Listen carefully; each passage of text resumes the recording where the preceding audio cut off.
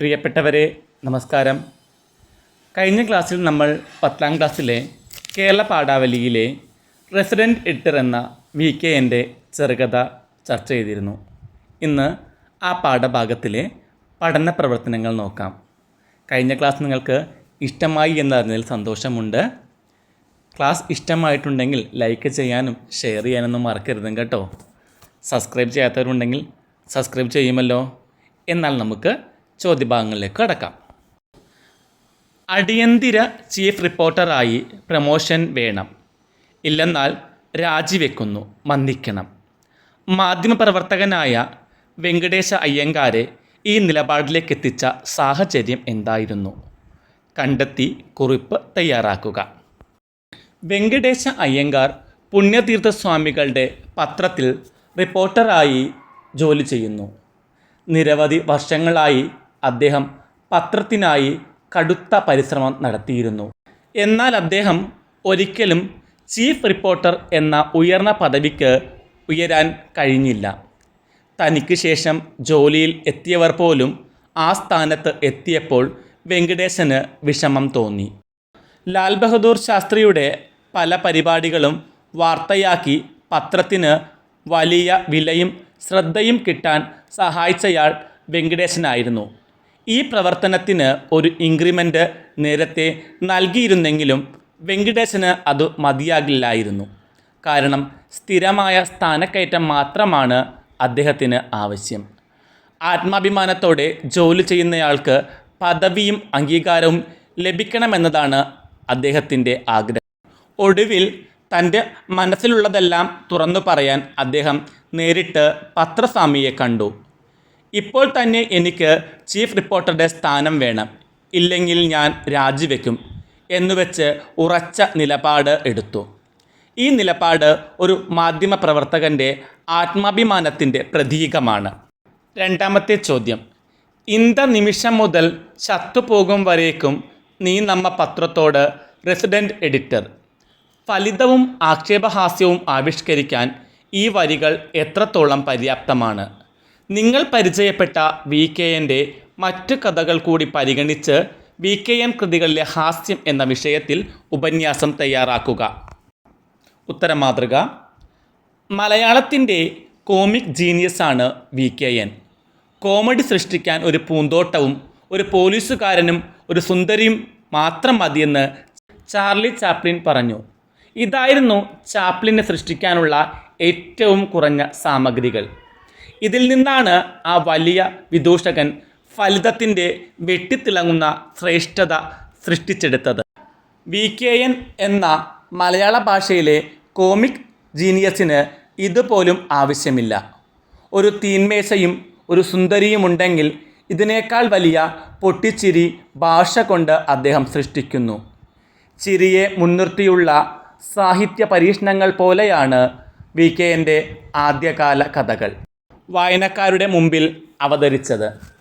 ആ കഥകളിൽ നർമ്മത്തിൻ്റെ ദ്രുതകാകളിയും ഭയങ്കരമായ പരിഹാസത്തിൻ്റെ ശാർദൂല വിക്രീഡിതങ്ങളും അവയുടെ സ്വാഭാവികമായ താളത്തിൽ നിറയുന്നുണ്ടായിരുന്നു എന്ന് VKനെക്കുറിച്ച് പ്രശസ്ത നിരൂപകനായ KP അപ്പൻ പറയുന്നു. മാനാഞ്ചിറ ടെസ്റ്റ് എന്ന കഥയിൽ VKN തൻ്റെ ഹാസ്യപ്രതിഭയുടെ വിശേഷവേലകൾ കാണാൻ സാധിക്കും. മികച്ച ഒരു കഥയാണിത്. ഫലിതത്തിൻ്റെ ന്യായീകരണം എല്ലാ വരികളിലും വ്യക്തമാക്കിക്കൊണ്ടുള്ള രചനയാണത്. തീന്മേശയും കളിക്കാരും ഈ കഥയിലെ മുഖ്യ വിഷയമാണ്. അമിത ഭക്ഷണത്തിൻ്റെ വിവരണമില്ലാത്തടുത്ത് ചിരിയില്ല എന്ന രീതിയിലാണ് ഈ ഹാസ്യപ്രതിഭയുടെ രചന നീങ്ങുന്നത്. നിർദ്ദയമായ ഫലിതത്തിന് അതിൻ്റേതായ ഇരകളുണ്ട്. VKN എഴുതുമ്പോൾ അതിൻ്റെ പ്രധാന ഇര കപട മാന്യതയാണ്. റെസിഡൻറ്റ് എഡിറ്റർ എന്ന കഥയിലെ ഹാസ്യവും വിമർശനവും നോക്കാം.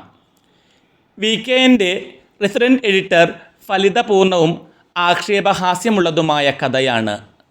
പത്ര ഓഫീസിൽ വർഷങ്ങളായി ചെറിയ പദവിയിൽ ജോലി ചെയ്യുന്ന വെങ്കടേശ അയ്യങ്കാർ ഉയർന്ന സ്ഥാനത്തിലേക്കുള്ള ആഗ്രഹം ഒടുവിൽ റെസിഡൻറ്റ് എഡിറ്റർ എന്ന അത്യന്തം അസാധാരണമുള്ള തലക്കെട്ടിലേക്ക് വളരുന്നു.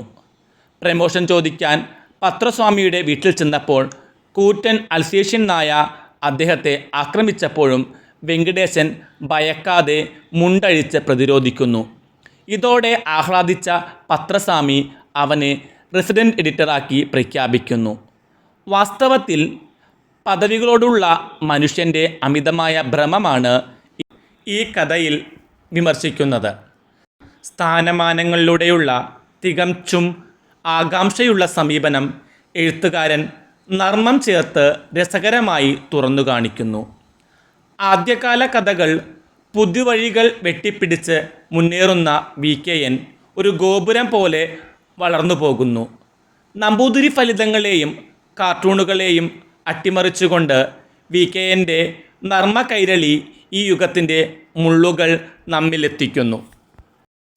മൂന്നാമത്തെ ചോദ്യം, പത്രങ്ങളുടെ അധ്യാപന ശക്തിയെപ്പറ്റി പറയുമ്പോൾ അതിലെ ഭാഷയെയും ഗണിക്കേണ്ടി വരുന്നു.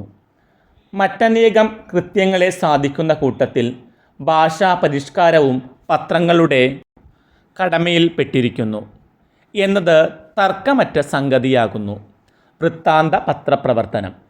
സ്വദേശാഭിമാനി രാമകൃഷ്ണപിള്ളയുടെ വാക്കുകളാണ് നമ്മൾ വായിച്ചത്. ഈ അഭിപ്രായം ഇക്കാലത്തും പ്രസക്തമാണോ? പ്രതികരണക്കുറിപ്പ് തയ്യാറാക്കുക.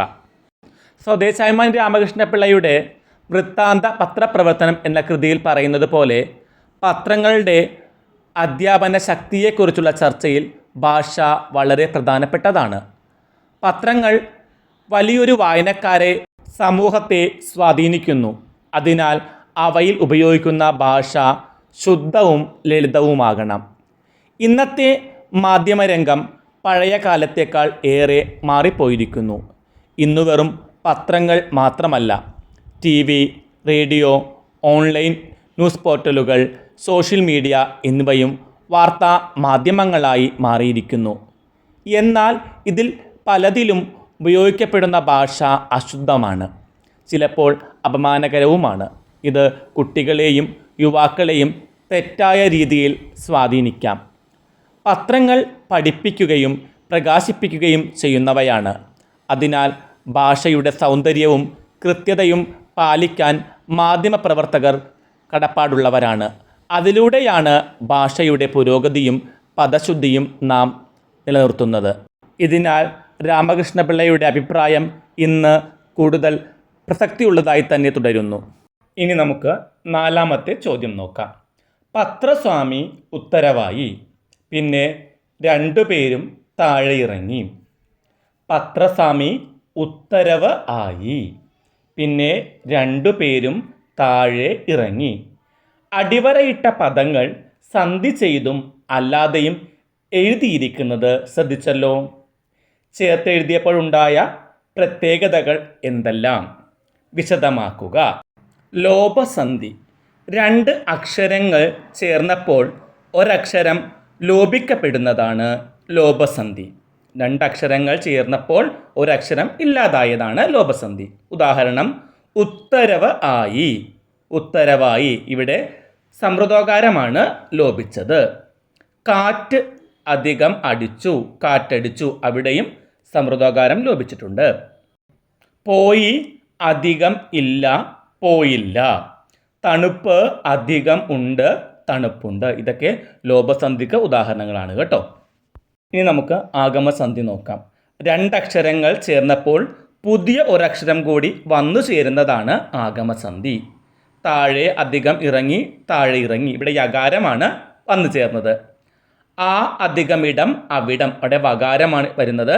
തിരു അധികം ഓണം, തിരുവോണം. അവിടെയും വ എന്ന അക്ഷരമാണ് വന്നു ചേരുന്നത്. തിര അധികം ഇല്ല, തിരയില്ല. മണി അധികം അറ, മണിയറ. ഓടി അധികം ഇല്ല, ഓടിയില്ല. ഇനി നമുക്ക് സന്ധിയുടെ പ്രാധാന്യം നോക്കാം. വാക്കുകൾ പിരിക്കാതെ ചേർത്തെഴുതുമ്പോൾ ഭാഷ കൂടുതൽ സുന്ദരവും ശക്തവുമായിരിക്കും. വായനാസുഖം വർദ്ധിപ്പിക്കാനും അതിലൂടെ ഭാഷയുടെ സൗന്ദര്യം വർദ്ധിപ്പിക്കാനും സന്ധികൾ സഹായിക്കുന്നു. അഞ്ചാമത്തെ ചോദ്യം, അരക്കോളം, കവർ ചെയ്തു തുടങ്ങിയവ മാധ്യമ പ്രവർത്തനവുമായി ബന്ധപ്പെട്ട സാങ്കേതിക പദങ്ങളാണ്. ഇത്തരത്തിലുള്ള കൂടുതൽ പദങ്ങൾ കണ്ടെത്തി പട്ടികപ്പെടുത്തുക. വാർത്ത, തലക്കെട്ട്, റിപ്പോർട്ടർ, പത്രാധിപർ, എഡിറ്റോറിയൽ, ലേഖനം, പത്രപ്രവർത്തനം, മാധ്യമധർമ്മം, വാർത്താ സമ്മേളനം, ഏജൻസി, ലേഖകൻ, ബ്യൂറോ, ചീഫ് എഡിറ്റർ. ഇങ്ങനെ മാധ്യമങ്ങളുമായി ബന്ധപ്പെട്ട നിരവധി പദങ്ങളുണ്ട്. അവ കൂട്ടുകാർ കണ്ടെത്തി പട്ടികപ്പെടുത്തണം കേട്ടോ. ആറാമത്തെ ചോദ്യം, വെങ്കിടേശൻ്റെ ഭാഗ്യത്തിന് അധികം താമസിയാതെ ശാസ്ത്രിജി നഗരത്തിൽ വന്നു.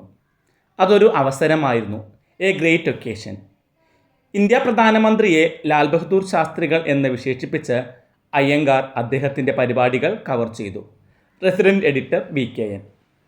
രാവിലെ വന്ന പത്രത്തിലെ വാർത്ത വിശ്വസിക്കാമെങ്കിൽ ഇനിയുള്ള കാലം കാക്കക്ക് കുയിലും കുയിലിന് കാക്കയുമാകാൻ സാധിക്കും.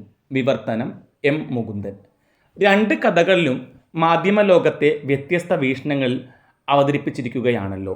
ഇതോടൊപ്പം മറ്റു വ്യത്യസ്ത വാർത്തകൾ കൂടി പരിഗണിച്ച് മാധ്യമങ്ങളിൽ വിളയുന്ന ലോകം എന്ന വിഷയത്തിൽ പാനൽ ചർച്ച സംഘടിപ്പിക്കുക. ഉത്തരം മാതൃകയാണ് പറയുന്നത്. മാധ്യമങ്ങളിൽ വിളയുന്ന ലോകം. മാധ്യമങ്ങൾ സമൂഹത്തിൻ്റെ കണ്ണും ചെവിയുമാണ്. സത്യസന്ധമായ വാർത്തകളിലൂടെ ജനങ്ങളെ ഉണർത്താനും ബോധവൽക്കരിക്കാനും മാധ്യമങ്ങൾക്ക് വലിയ പങ്കുണ്ട്.